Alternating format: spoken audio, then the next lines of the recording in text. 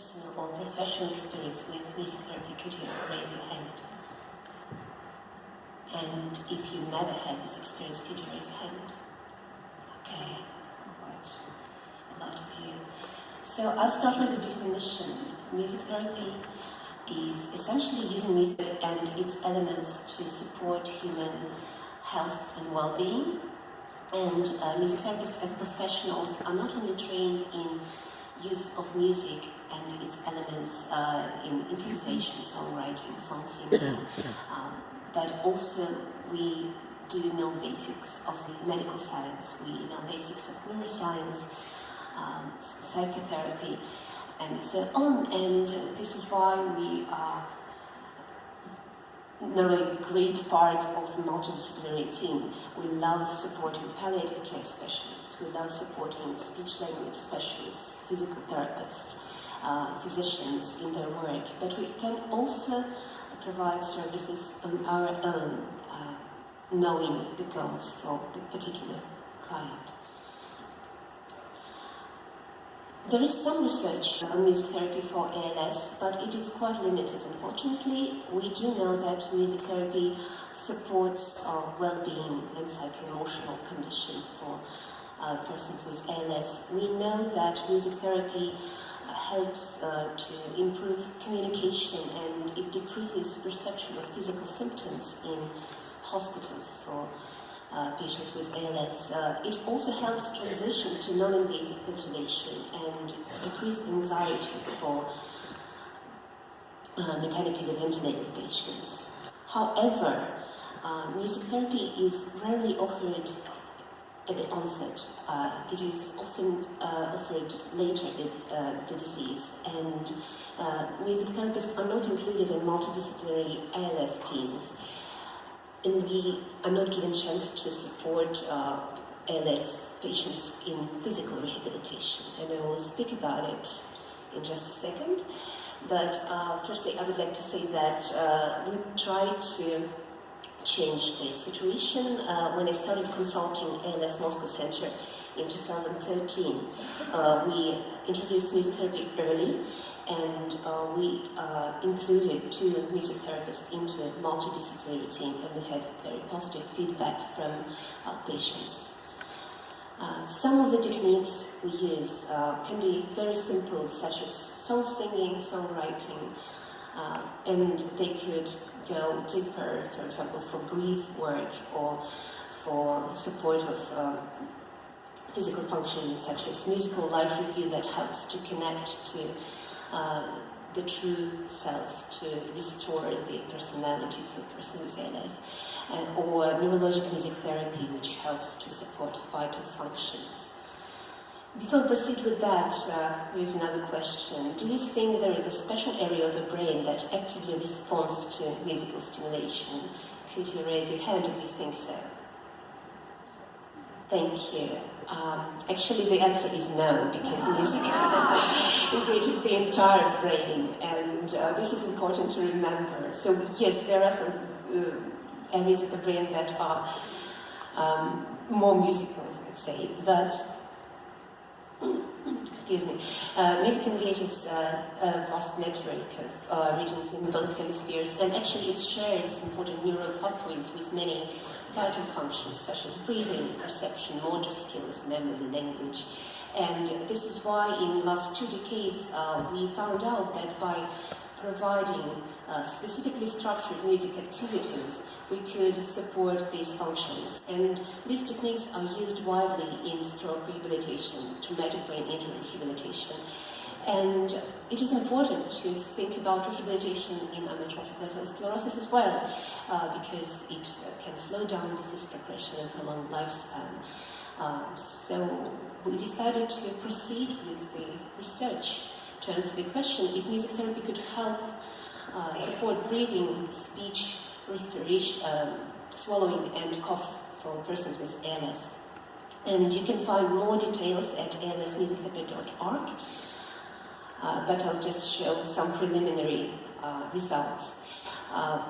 It is still work in progress. We have a lot of variables which we assessed. So this is a standard respiratory measure, And we see here that from week 1 to week 6, when we do not have any intervention, we just observe natural decline. And we expect decline to happen. Decline really does happen. In other contexts without therapy, we would expect this decline to continue at the same rate. But as we introduced music therapy, we see that decline not only slowed down, but also has been reversed. And the trend continued during the follow-up. So from week 6 to week 12, we offered 2 sessions of music therapy per week, home-based for each patient individually. And we also introduced individual exercises targeted for each person individually. And these exercises participants could choose to perform in the treatment period and in the follow-up period. We did not require them to perform these exercises. So we have similar trend for another respiratory measure. We have similar trend for swallow. Here, lower numbers mean better results, so we see the improvement. Could we have the video played? So here we see that a person with ALS Bulbar form after treatment swallows 15 milliliters pudding consistency, and it is successful. We also looked at speech, so again, only some of the measurements we took. Maximum phonation time increased in treatment period, and sequential motion rate, the rate of speaking, increased as well. We had also some feedback from research participants. We took structured interviews, and one of them said, "It has become easier to speak. I have enough air to finish the phrase. It has become easier to breathe as well. I experience less gagging."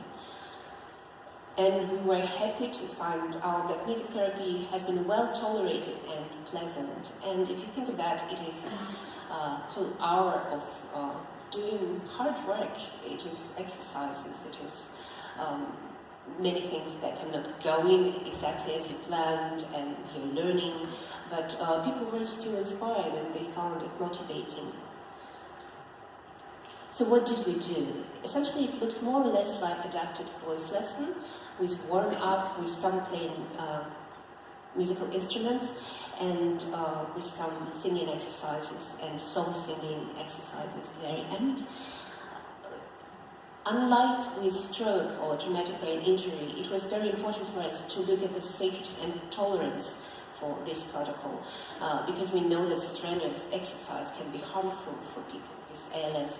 So we looked at a lot of relaxation in between moderate exercise, and at improving voice production techniques and learning efficient breathing like diaphragmatic breathing or mixed breathing. And in addition to its neurological advantage, music does increase motivation. And we know now that lack of motivation is one of the most prominent behavioral changes in ALS. So this cocktail of happy hormones that occurs during live music making, it really helps. Also, we have mirror neurons hard at work during music therapy session, and our participants commented that it is way easier for them to perform the exercises when they work together with a music therapist, so you can see how we are in synchrony here. It is very important for success. And this is actually what music therapists are best at, in creating this relationship in music. This is our specialty.